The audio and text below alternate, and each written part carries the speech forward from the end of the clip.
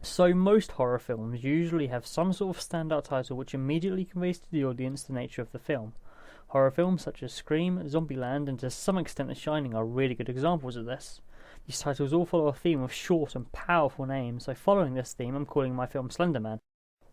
Slender Man is a short, simple, and memorable title about the eponymous figure that haunts the characters in the film. Using the character of Slender Man as the title focuses it on this mysterious creature which people want to know about. The Cabin in the Woods is another horror film which uses something eponymous, in this case a structure, as the title. The font is very slim in appearance to really express and emphasise the slender aspect of Slender Man. The title grows out of the shadows, mimicking the appearance of Slender Man, who can appear out of nowhere. All titles in my opening sequence follow the same slim white theme, however these titles, compared to the main movie title, flicker and twitch a little bit before simply disappearing. Abnormal titles like this are quite typical of horror. The titles in Seven are a good example. So the location I'm using is a dark and sinister forest, which is actually quite conventional of horror films. This type of setting is quite a prominent feature in the Blair Witch Project, for example. These settings are really effective because anything could be lurking within their darkness and could strike at any moment, causing psychological horror. The simple thought of being isolated in such a remote and dark and perhaps evil place may be enough to make the audience uneasy. So the focus of my opening sequence is around one single character, Andy. Many people will mistake him for being the main character, but actually Roy is the main character since Andy dies straight away in the film, or at least that's what's being implied. The character of Andy is not conventional of horror films since he's actually a teenage male instead of being female. Typically you'd have a young blonde woman as a victim, so the reason I've made the decision is really to try and challenge the conventions of horror and appeal to my male target audience much more. Slender Man, however, is quite a typical antagonist. So props in horror films are both conventional and essential for the genre in order to create a sense of fear. This is typically done by having a character use dangerous and lethal equipment, such as knives and axes the character Patrick Bateman uses in American Psycho.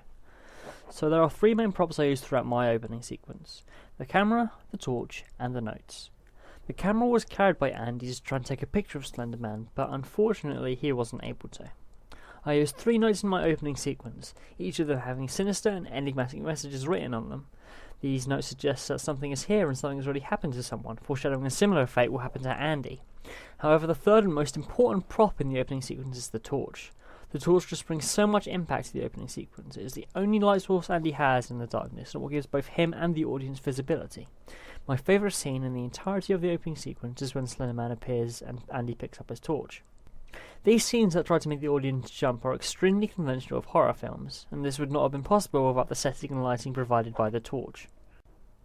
So the appearance of a character is very important in horror films, such as the character of Freddy from A Nightmare on Elm Street, who looks absolutely menacing thanks to his costume and makeup. So Slenderman's costume consists of a full white suit and a white morph mask, which I purchased from morphsuits.com. Slenderman's appearance is vital, as is any creature or antagonist in horror. A strange figure with no face, or at least wearing a mask, hunting down victims is a scary and conventional sight seen in horror films. It is the anonymity that causes fear and raises enigma codes. There are three main ways to open a film: to introduce the characters, to introduce the setting, or to introduce the story. Much like the opening for Scream, my opening is focused around the killer or creature in this instance. Both my character Andy and the character of Casey die at the beginning, centering the opening on the antagonist. Now, very little of the story is actually given away. The only thing the audience learn is that this student is going into the woods to find Slender Man. The main purpose of the opening is to introduce Slender Man and show what he is capable of. The voiceover provided helps to give the audience insights to the argument that's taken place between Andy and Roy prior to this event, giving him the motivation to search for Slender Man in these dark woods. So the horror genre is established immediately through the use of the dark setting, ominous soundtrack, and the mysterious voiceover. I use music to create suspense and emphasise the scenes that are supposed to be surprising.